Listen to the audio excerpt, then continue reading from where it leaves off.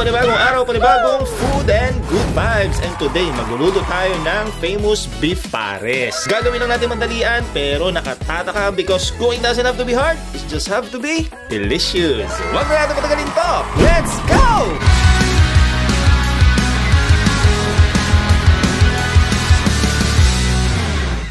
And guys, prepare muna natin yung mga aromatics. Mag-chop lang tayo dito ng onion. Tapos mag-slice din tayo ng luya. Yan, kahaba na ng cuts ko. Pwede din naman yung kahit na medyo palapad yung gusto nyo. Depende sa inyo. Kasi hindi mo naman kakainin yan. Tapos itong bawang natin, medyo tatamihan ko yung bawang. Kasi gagawa tayo ng toasted garlic para dun sa fried rice natin.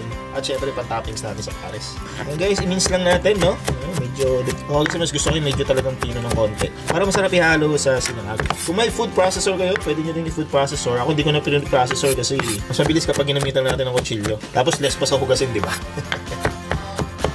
Hiwain na rin natin tong celery natin. Yan, medyo malalaki kaya yan, hiwain natin ng paganito.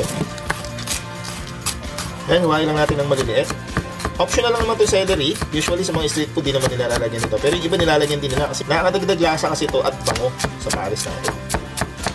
At lalagyan din natin yan ng spring onions. Lalagyan natin ito sa pares at saka sa sinangag. Ay guys, yung gagamitin natin na parte ng baka is yung kamto part. Ayun yung sa bandang tiyan ng baka. Kasi yun yung masarap na parte ng baka na ginagawang pares. Pero any part ng laman naman pwede. Mas preferred ko lang talaga yung kamto part. Hiwain lang natin ng medyo cubes. Ayan, medyo malalaki. Pero depende sa inyo kung ipapantinda nyo yung maliliit na cuts lang. Ito kasi dito na naman natin isa-serve sa bahay. So hiwain natin na medyo cubes siya. Malaki ako na ng konti kasi pinakuluan natin yung liliit pa yan eh.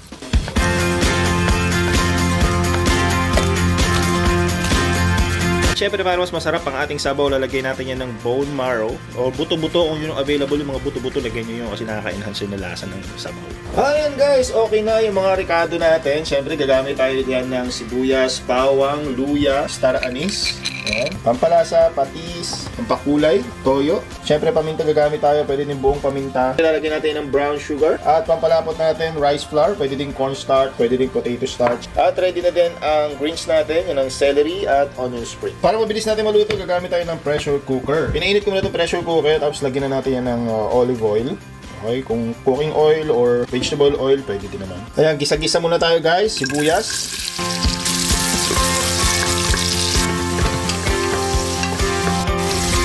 Ayan, nalagay ko na yung bawang, tsaka lang yung luya. Hindi pa para naka-record, ulitin natin.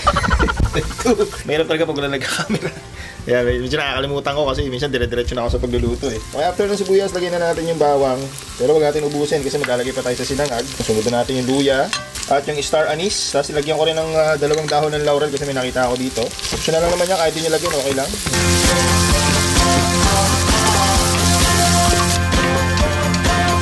Ayan ang bango na, nag-isa na natin ang aromatics. Lagyan na natin ang ating mga beef.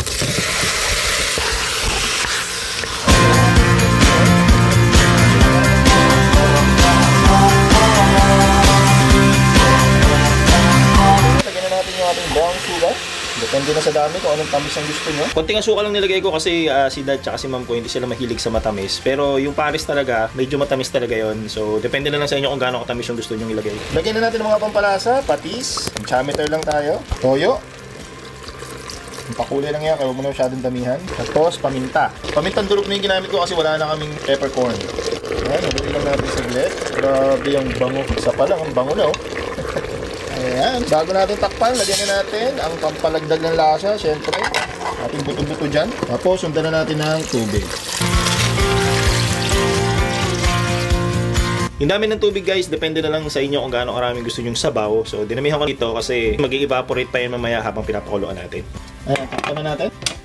Pakuluan lang natin yan ng mga 30 minutes. And guys, habang pinapakuluan natin to kasi road to 100,000 subscriber na tayo. Konting-konti na lang ma-reach natin. Kaya kung di ka pa nakapag-subscribe, mag-subscribe ka na. Actually, marami nanonood sa atin na hindi pa nakasubscribe kasi siguro pag kiniklik nila yung link na pupunta sa browser. So, pag hindi ka nakalagin kasi hindi ka makakapag-subscribe. So, try mo pumunta dun sa mismong app.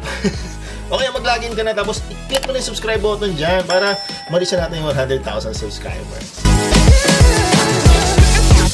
Ayun guys, after 30 minutes, patayin na natin to. Sobrang bango dito kung nandito lang kayo. Amoy na amoy yung pares. Ang bango guys, sobrang bango. Dinambot ng meat natin nakuha natin. Ayan, sindihan ko ulit yung kalan at papakuluan kasi lalagyan pa natin yan ng pampalapot. Pero bago yan, since baka to, syempre magmamantika yan sa ibabaw. So tanggalin ko lang muna yung mga konting mantika dito sa ibabaw para hindi siya masyadong oily. Ayan, next natin ilagay ang slurry. Tansyahin nyo na lang, depende sa lapot na gusto nyo. Konti lang muna kasi baka sumobra naman yung lapot. Tapos lagay ko na rin yung celery at yung dahon ng sibuyas. Halu-haluin lang natin hanggang sa lumapot siya. Tignan lang natin kung yun yung gusto nating lapot. Pag kulang, dagdagan natin ng slurry.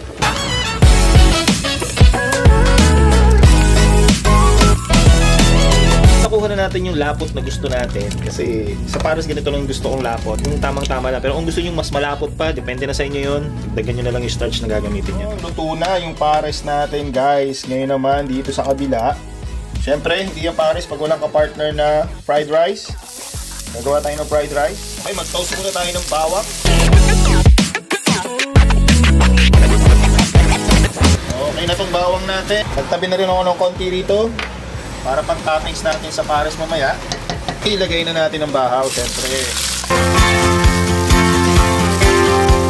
Lagyan natin toyo, pampakulay. Konti lang. At siyempre, para mas masarap, oyster sauce. Lagyan natin. Kung may mang tumas kayo, pwede din yun. Masarap din yun sa fried rice. Ito, optional lang to guys ha. Kahit toyo lang, asin, okay na yun.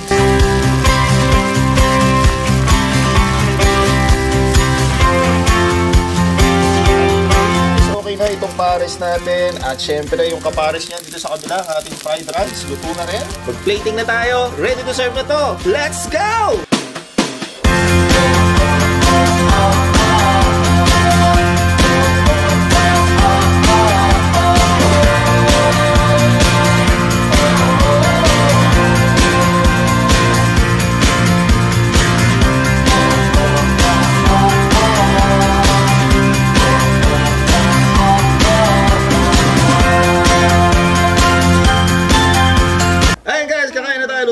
Pares, and first time na naman to na matitikman ni Dad. This is your first time, right? Even you? Ikaw ba din ba, Ma? Yeah. Yeah. Both of them first time to taste the famous pares from the Philippines. Let's go try. If you want more salty, you can add salt. Jack doesn't like it. Let's go. Bawang nagpasarap. No. Good, right? Pares is a bit sweet, Dad. Is it? It's not sweet. I didn't put a lot of sugar because Mom said you don't really like sweet flavor. Yeah, masarap din. Machamba na naman tayo. Machamba na naman tayo. Is it supposed to be sweet? Yeah. Supposed to be, but I don't know. You said. Is it supposed to be sweet? Yeah, supposed to be sweet. But I just put, small amount of sugar. How sweet is supposed to be sweet? Like, really sweet. Some other store in the Philippines, some of their pares is really sweet. But the pares from Tata's Pares in Asal is like, tastes like this. No, it's better like this. Yeah. See? Because it's more of a comfort. No, I like the meat. More of a comfort food. I don't think it's going to be much of a comfort food if it's too sweet. Yeah. That's right. What kind of meat is this? Because this is good. Ayun, this is Camto. Part ang ano? Canto? Camto. It's the flank.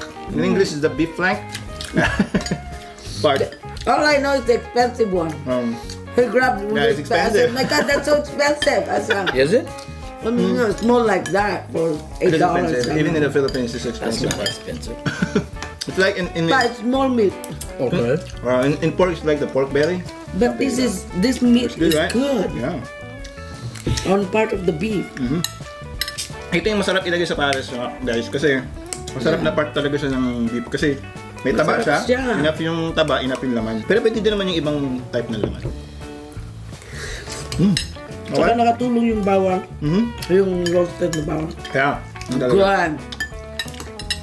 It's called pares, Dad, because Nakachamba again. Because what? because we have to eat it with the fried rice. Pares means like Pear. English pear. So with pear, yeah.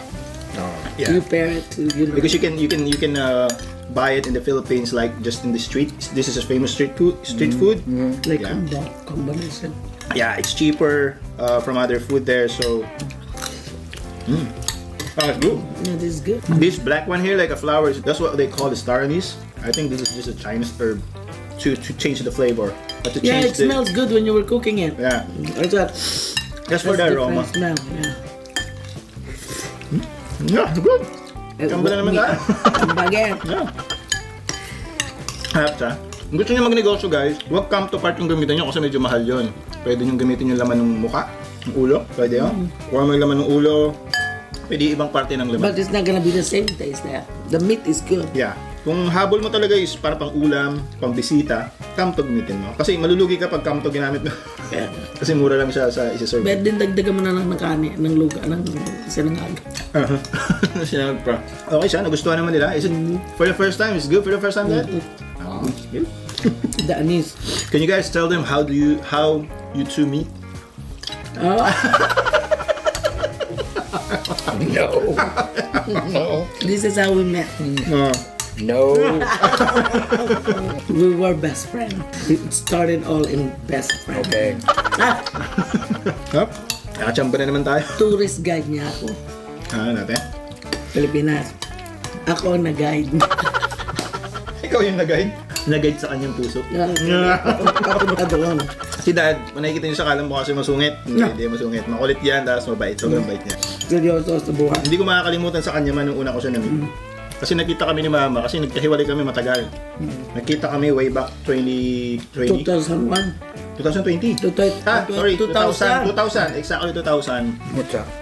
The first time we When met first time in the Philippines. What are you talking about? First time I met was when you were a baby and you still have a mole on your Oh, yeah.